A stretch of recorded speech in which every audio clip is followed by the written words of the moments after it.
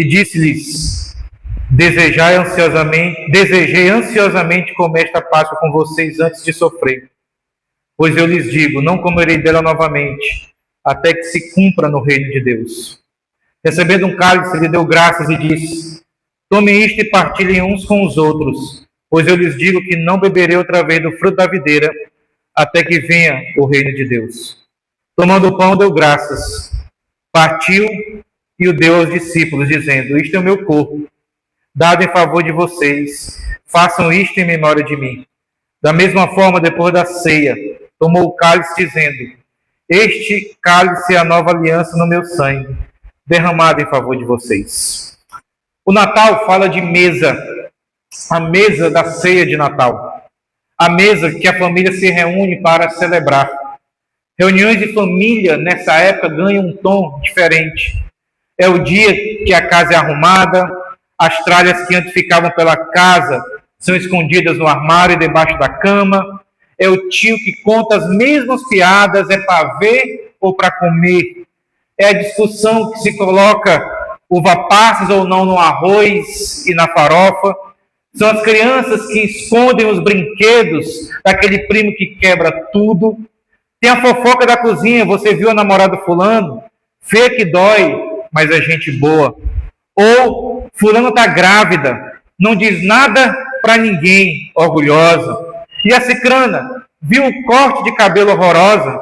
Quem dirá aquela roupa verde parecendo uma árvore de Natal? Mas é uma comunhão em família deliciosa, alegre e festiva.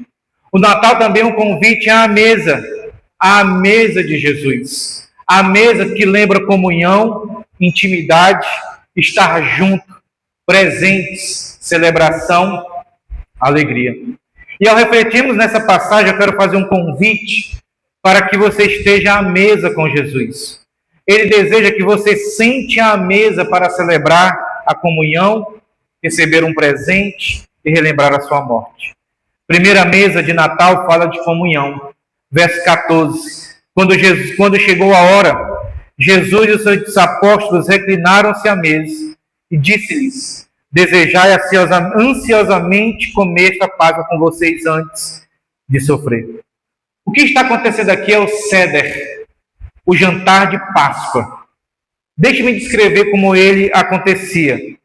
Depois de os convivas se deitarem nos divãs e almofadas, em volta da mesa baixa, o dono da casa dá início à refeição tomando o seu cálice e dizendo a frase de louvor. Os demais em volta da mesa o confirmam com amém. Em seguida, cada um bebe até o fim seu primeiro cálice, um vinho. Então se come um antepasto, um pouco de verduras e um pouco de ervas amargas, símbolo da servidão. Ambos mergulhados primeiro na bacia comum com comporta de frutas, símbolo do trabalho forçado no Egito. Depois o prato principal é trazido e o segundo cálice é enchido. Antes que se toque no prato principal, declaram-se com frases prontas de pergunta e resposta as ações de Deus na noite da Páscoa no Egito e com palavras explicativas o sentido dos elementos da festa. Em seguida, cante-se o primeiro Halel e bebe-se o segundo cálice. Neste ponto, o dono da casa se senta, toma um pão sem fermento, o mazen, que é o símbolo da pobreza, ergue um pouco e diz a frase de louvor. Todos dizem amém. E em seguida ele quebra pequenos pedaços e estende aos demais. Assim que o último recebe seu pedaço, todos o levam à boca. Com isto a refeição em si está começada. Come-se o cordeiro assado, símbolo do fato de terem sido poupados no Egito. Os mazen, que é o pão, e as ervas amargas e as comportas de frutas. Tudo acompanhado de vinho e várias frases de louvor. Depois da oração final, o terceiro cálice. O cálice da bênção é bebido. Canta-se a segunda parte do Halel, que é o dos Salmos 115 ao 118. O cântico é seguido por mais uma frase de louvor e pelo quarto cálice. Era uma festa de família. Seguia-se um ritual. Era algo espiritual. Cada ato, gesto e palavra significavam algo. É a celebração da comunhão em família, com o povo e com Deus, que os tiraram do Egito para habitar entre eles por meio do tabernáculo e depois do templo. Jesus, no texto, diz que ele ansiava para comemorar essa Páscoa com seus discípulos. Ele não só desejou, ele desejou ansiosamente. Jesus queria ter um último momento íntimo com os seus discípulos antes de sua morte. Foi para isso que Deus enviou Jesus, para ter comunhão conosco. Antes da mesa vem o caos, barulho das crianças brincando, gaitadas, o tio escandaloso, música alta. Antes de receber as pessoas, nós ordenamos a nossa casa. O Pai, primeiro, precisou ordenar a nossa vida para que pudéssemos estar à mesa com Ele. Infelizmente, o pecado estragou todo esse cenário. Os nossos primeiros pais, querendo que prevalecesse a sua vontade, não a de Deus, caíram. O pecado de Adão e Eva não foi um ato isolado de desobediência, mas um evento que afetou a criação como um todo. Os efeitos do pecado tocaram toda a criação. Tudo na criação recebe os efeitos corrosivos do pecado. O Estado e a família, a arte, a tecnologia, a sexualidade, tudo que está ela relacionada, como o casamento, foi afetado pelo pecado. O ser humano que vivia em harmonia com Deus, agora vive em alienação. O ser humano que vivia em harmonia com seu próximo, agora gera culpa, conflitos e desumaniza-o. O ser humano que foi colocado no lugar de delícias, agora verá espinhos e dureza na vida. O pecado estragou o bom mundo de Deus. Tendo rejeitado a Deus, o ser humano passou a ser prisioneiro do pecado e prisioneiro de Satanás. Desobedecendo a expressa vontade de Deus, a humanidade tornou-se caída. E é por isso que nós temos dificuldade de enxergar o bom mundo criado por Deus. As guerras, o ódio, o egoísmo, a corrupção, os conflitos, o assassinato, os tsunamis, os terremotos, são resultados de uma escolha deliberada do ser humano em desobedecer a palavra de Deus. Esse é o mundo em que vivemos.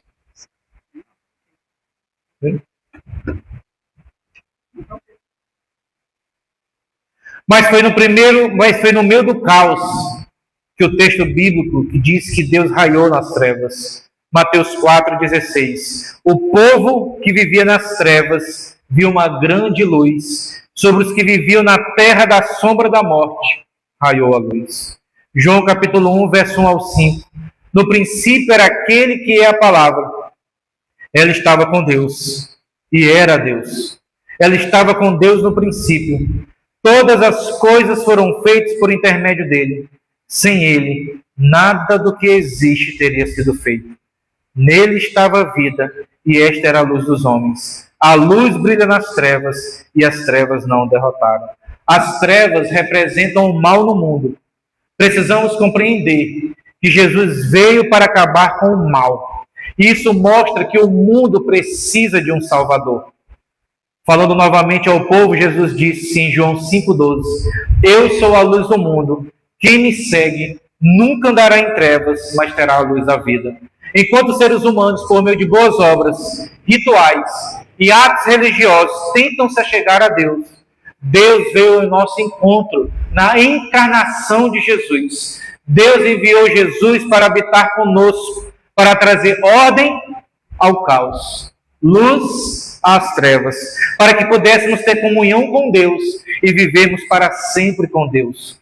E o problema do ser humano não é a falta de dinheiro, a ordenação emocional, casamento ou descasamento, não é a falta de alegria, a cura de uma doença ou a falta de filhos. O nosso problema é que não temos comunhão com Deus, porque o pecado nos separa de Deus desde o ventre materno. Léo Davis coloca assim: Deus não mandou um economista, pois a nossa necessidade mais profunda não é a pobreza. Nem um filósofo, pois o nosso maior problema não é a incoerência. Ele não mandou um psicólogo, pois o nosso problema não é estarmos bem ajustados. E nem um comediante, pois o nosso problema não é o tédio. Nem um administrador, pois não é que somos desorganizados. Nem um líder religioso, pois não somos irreligiosos. Ele mandou um Salvador, o Messias, o Senhor. E essa é a proclamação do Natal. Nós precisamos de um Salvador. Por isso o nome dele é Jesus. Por quê? Nos responde Mateus 1:21. Ela dará à luz um filho, e você deverá dar-lhe o nome de Jesus, porque ele salvará o seu povo dos seus pecados. Deus enviou seu filho Jesus ao mundo, porque nós precisamos de salvação. Isso quer dizer que todo ser humano precisa entregar sua vida a Jesus para ser salvo. Todos nós precisamos de um Salvador, e esse Salvador é Jesus Cristo. Não há ser humano na face da terra que não precise ser salvo, pois todos estamos debaixo da maldição do pecado. E o único que pode tirar essa maldição de nós é Jesus Cristo.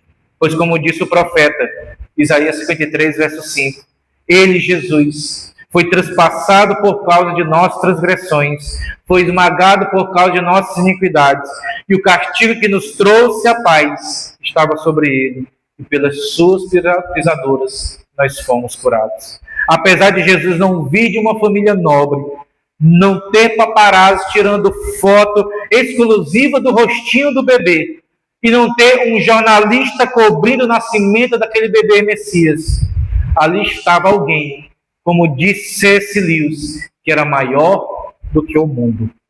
Como bem escreveu um comentarista alemão, é bem verdade que houve pessoas chamadas grandes, porém nenhuma no sentido pleno da palavra, como o Messias Cristo, que era grande e verdadeira em sua divindade, grande e verdadeira em sua humanidade, grande em seus milagres, grande em seu ensinamento, grande em seu agir. Não houve ninguém que por natureza e essência fosse simultaneamente Filho do Altíssimo, Filho do Eterno Pai, eterno, resplendor da sua glória e réplica de sua natureza, e cuja obra por isso é tão importante. Houve igualmente reis assentados no trono de Davi, e que governavam sobre a casa de Israel, mas não que fossem eternos, reis da verdade, ou duques da bem-aventurança, ou príncipe da paz da vida, como Jesus Cristo o foi. O Natal é isso. O Natal é o anúncio de que Deus veio habitar entre os homens para lhes dar a certeza de seu favor para com todo o mundo. O Natal anuncia que Deus em Cristo deseja ficar conosco. Não tema. Coloca sua confiança em Jesus Cristo. Ele te dará segurança, paz e satisfará sua vida como nada nesse mundo pode fazê-lo. Ele é Deus. É Ele que resolve o nosso maior problema, o pecado que nos impede de ter comunhão com Ele. Ele ainda prometeu que estaria conosco para sempre. É o Pai. Ele é o desejo do Pai ficar junto de nós. É o desejo do Pai que estejamos juntos à mesa com Ele, à mesa da comunhão, à mesa da vida eterna com Deus. Porque um dia esse convite será encerrado. E somente aqueles que aceitaram o Salvador Jesus Cristo irão festejar com Ele na grande festa das bodas do Cordeiro. Verso 16. Pois eu lhes digo, não comerei dela novamente, até que se cumpra no reino de Deus. Verso 18. Pois eu lhes digo, que não beberei outra vez do fruto da videira, até que venha o reino de Deus. E sabe quando isso se cumpre? Lá em Apocalipse, capítulo 19, verso 7 e verso 9. Regozijemo-nos, vamos nos alegrar e dar-lhe glória, pois chegou a hora do casamento do Cordeiro, e a sua noiva já se aproximou, já se aprontou. Foi-lhe dado para vestir-se linho fino, brilhante e puro. O linho fino são os atos justos dos santos. E o anjo me disse, escreva, felizes os convidados para o banquete do casamento do Cordeiro. E acrescentou, essas palavras são as verdadeiras palavras de Deus. Ele morou entre nós. Ele foi preparar um lugar para estarmos com Ele. Ele quer morar em seu coração. E a vinda de Jesus, não te esqueça, sempre esteve nos planos de Deus. Você quer participar dessa grande festa, desse grande banquete? Você precisa se arrepender dos seus pecados, entregar sua vida a Jesus e viver em obediência a Ele. Meus queridos, a igreja é a família de Deus. Por isso realizamos a ceia em comunidade. Quando estamos à mesa, estamos celebrando a comunhão com Deus, por meio de Jesus e um com os outros. Mas a mesa de Natal também fala de presente. Verso 17. Recebendo um cálice, ele deu graças e disse: tome isto e partilhem uns com os outros. O que não pode faltar no Natal, crianças? Sabem me dizer? Presentes. Quem não gosta de ganhar presentes? Presente significa um valor. Quando você presenteia alguém, o presente pode indicar o valor que você dá àquela pessoa. Se o presente é caríssimo, tipo uma joia de R$2.000, ou um vestido de R$500, ou a camisa polo do Vinícius Júnior, que ele usou essa semana, que custa R$10.000, e a calça da Louis Vuitton, que custa R$12.000, ou uma camisa manga longa cara do Paraíba, quer dizer que você gosta daquela pessoa e deseja o melhor para ela. Às vezes o valor não está no preço, mas no significado que aquele presente tem. Algo que lembra o início do namoro ou casamento, ou algo que lembra a beleza da amizade, ou faz lembrar a pessoa o quanto ela é especial. Presentes também manifestam graça. De repente a pessoa chega com um presente e não é seu aniversário, não é o dia dos namorados, não é aniversário de casamento, simplesmente a pessoa quis dar um presente, te surpreender. O que Deus fez conosco foi nos dar um presente que demonstra o valor do seu amor por nós e sua graça abundante sobre nossas vidas. Jesus Cristo veio nos mostrar que sua graça está acima dos nossos pecados. Ele nos traz, por meio desse presente, salvação, perdão e purificação. Agostinho, no sermão natalino 185, diz: regozijemos então nesta graça, pois que maior graça poderia Deus ter feito nascer sobre nós do que fazer seu Filho unigênito se tornar o Filho do Homem, para que um Filho do Homem pudesse, por sua vez, se tornar um Filho de Deus. Pergunte se isso foi merecido, pergunte por sua razão, por sua justificativa, e veja se você encontrará alguma outra resposta além da pura graça. O Filho de Deus se tornou Filho do Homem para que nós, humanos, nos tornemos filhos de Deus. E como nos tornamos filhos de Deus? João 1, verso 11 ao 13. Veio para o que era seu, mas os seus não receberam. Contudo, aos que o receberam, aos que creram em seu nome, deu-lhes o direito de se tornarem filhos de Deus, os quais não nasceram por descendência natural, nem pela vontade da carne, nem pela vontade de algum homem, mas nasceram de Deus. E por último, a mesa de Natal é um convite à morte. Morte? Fala de vida, fale de paz na terra aos homens, fale de alegria, de fraternidade, de igualdade, não de morte. Mas entendam, Jesus nasceu para morrer. Versos 19 e 20. Tomando o pão, deu graças, partiu e o deu aos seus discípulos, dizendo: isto é o meu corpo dado em favor de vocês. Façam isto em memória de mim. Da mesma forma, depois da ceia, tomou o cálice, dizendo: este cálice é a nova aliança no meu sangue, derramado em favor de vocês. Jesus entregou o seu corpo e o seu sangue para a nossa salvação. Ele não poderia vir como apenas Deus, porque precisava de alguém para representar os homens. Ele não poderia vir apenas como homem, se isso fosse possível, porque somente Deus pode salvar. Ele deveria vir como Deus homem. E para ter um corpo e um sangue, o Deus Filho, que é o Espírito infinito, precisou nascer. O Verbo se tornou carne. O Verbo, a pessoa divina, permanecendo o que era, Deus, tornou-se o que não era, humano. E esse é o milagre do Natal. Esse é o verdadeiro milagre do Natal. Deus tornou-se um ser humano. Como exclamou o poeta John Donne, a imensidão enclausurada no teu ventre. Agostinho, no sermão natalino, disse: aquele por quem todas as coisas foram feitas, foi feito uma de todas essas coisas. O Filho de Deus, pelo Pai sem mãe, tornou-se o Filho do homem por uma mãe sem pai. A palavra que é Deus antes de todos os tempos, se tornou carne no tempo determinado. O Criador do sol foi feito sob o sol. Aquele que enche o mundo jaz em uma manjedoura, grande na forma de Deus, mas minúsculo na forma de servo. Isto foi de tal forma que nem sua grandeza foi diminuída por sua pequenez, nem sua pequenez foi superada por sua grandeza. Em Jesus Cristo, Deus se tornou homem. O nascimento de Jesus Cristo foi o evento mais marcante da história, porque o mundo se divide em antes e depois de Cristo. Esse nascimento foi necessário para nos salvar. Lucas 2, verso 10 ao 11. O anjo, porém, lhes disse: não temais, eis que vos trago nova de grande alegria, que será para todo o povo. É que hoje vos nasceu na cidade de Davi o Salvador, que é Cristo, o Senhor. Ele veio para nos mostrar a luz. Mateus 4,16. O povo que andava em trevas viu uma grande luz.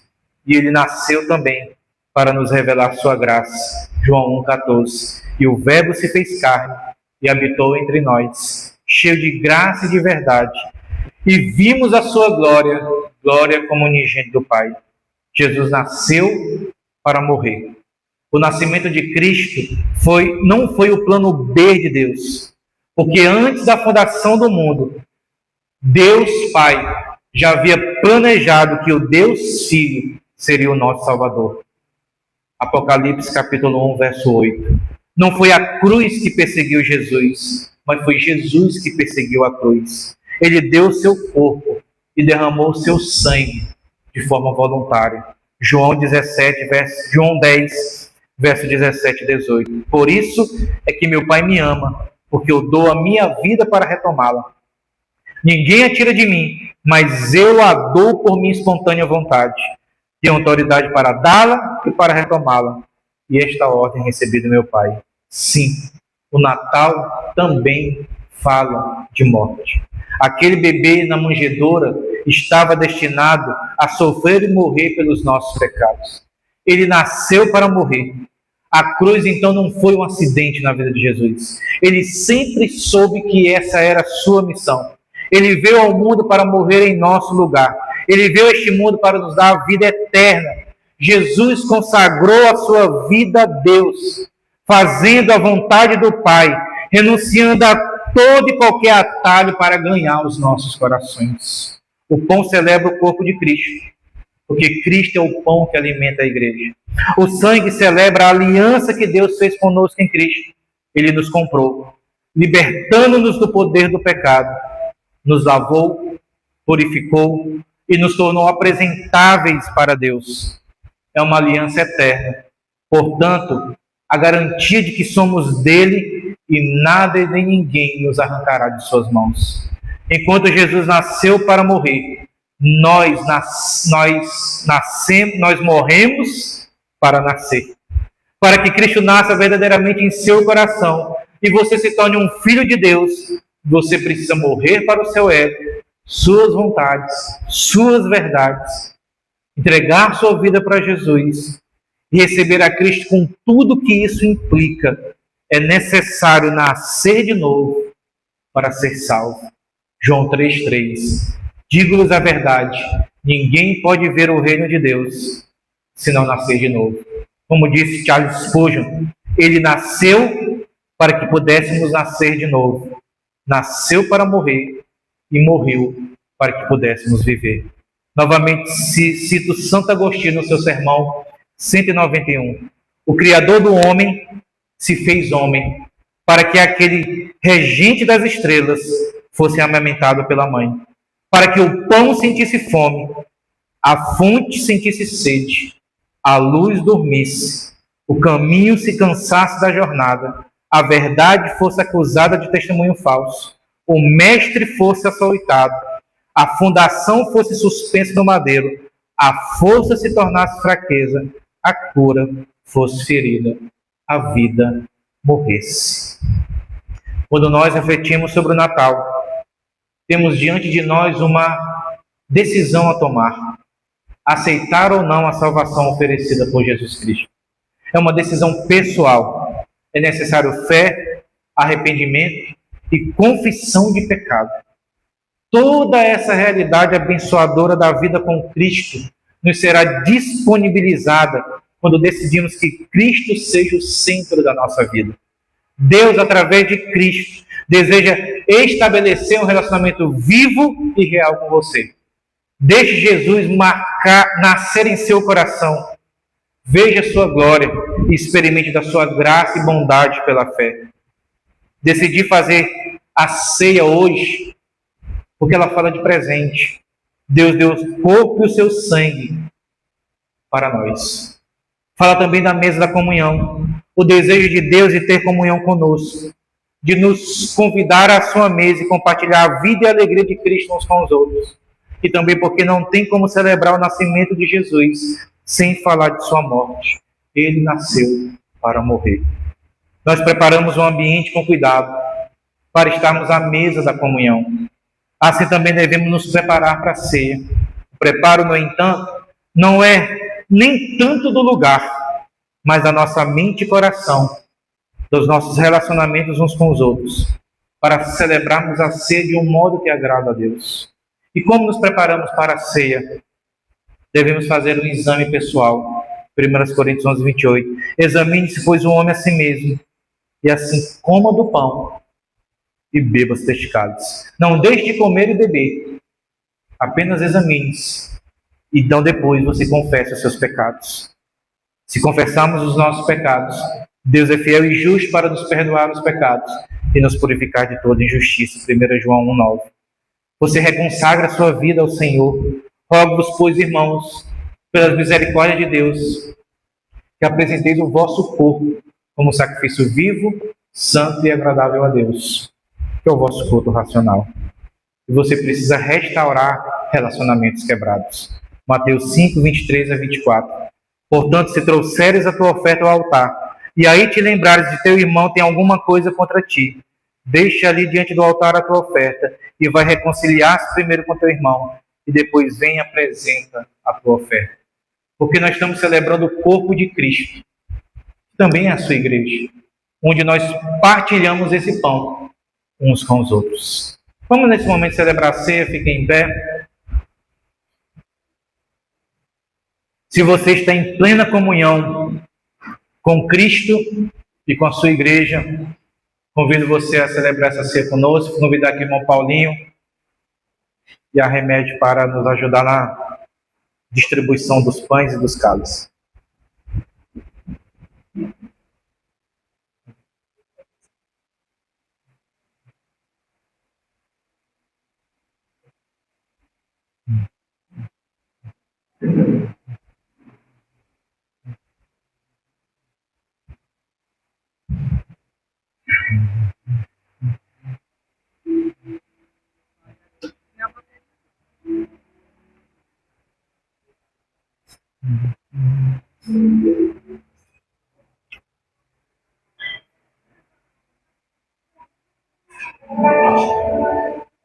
Minha bateria não. Rapaz, eu acho que tem que trocar esses cabos aí. Tá falhando demais.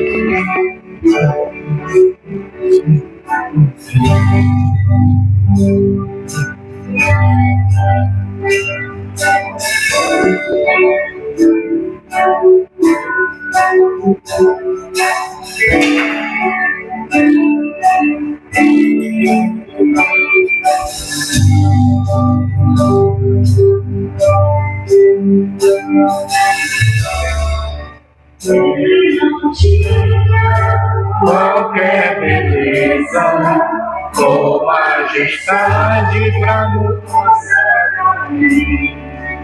nada havia em sua aparência para o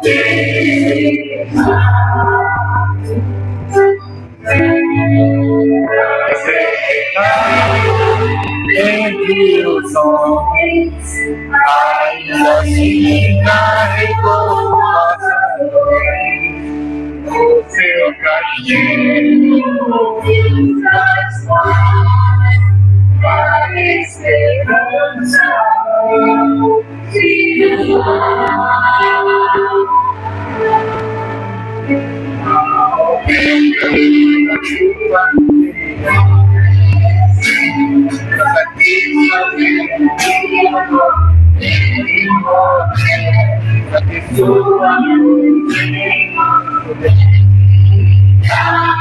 Obrigado.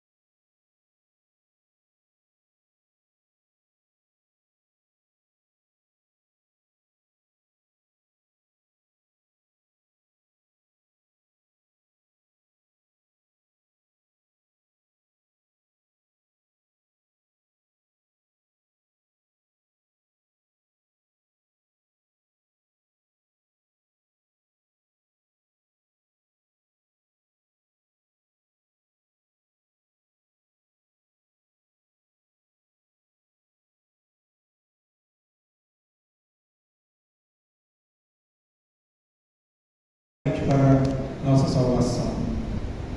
Somos gratos a Ti, ó Pai, que doou Teu Filho amado Jesus para morrer por nós na cruz do Calvário. E assim como esse pão foi partido, o corpo de Cristo foi partido em nosso lugar, carregando em seu corpo os nossos pecados e nos dando livre acesso a Ti, ó Deus. Nós celebramos a Ti nessa noite, em nome de Cristo Jesus. Amém. Tomamos o pão. Por semelhante modo, Ele tomou o cálice e deu graças. Pai, este é o cálice da nova aliança com Teu sangue. Cálice por meio do qual simboliza o sangue de Jesus, foi derramado para a purificação dos nossos pecados. Ó Deus, obrigado, Deus, porque se um dia poderemos viver contigo para sempre, nos novos céus e na nova terra, é porque Jesus, por meio do sangue, nos tornou aceitáveis a Ti, Deus. E nós celebramos isso, Deus, essa comunhão, essa nova aliança no Teu sangue, Deus. Uma aliança inquebrável, Deus, que pertence a todo aquele que é Teu Filho amado. Nós damos graças por isso em nome de Cristo Jesus. Amém. Irmãos em paz. Enquanto nós cantamos o hino Nasceu o Redentor, você pode deixar seu cálice, consagrando sua vida ao Senhor e desejando um Feliz Natal para os nossos irmãos, tá bom? E logo após a oração final, que farei depois da música, nós vamos ali para trás, para o espaço de convivência, então nós temos também o nosso momento de comunhão à mesa, tá bom? Então vamos louvar ao Senhor e um momento também de comunhão uns com os outros. Pecador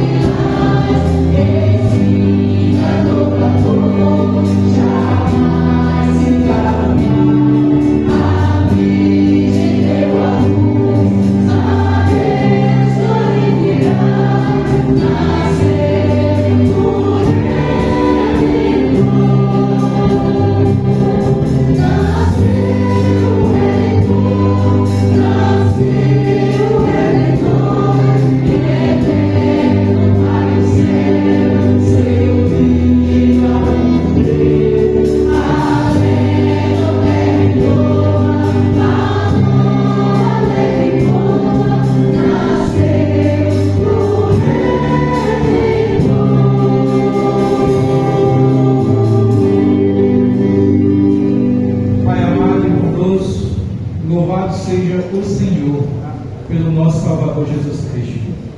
E que Cristo habite ricamente em cada coração, ó Deus. No teu nome que oramos. Amém. Amém.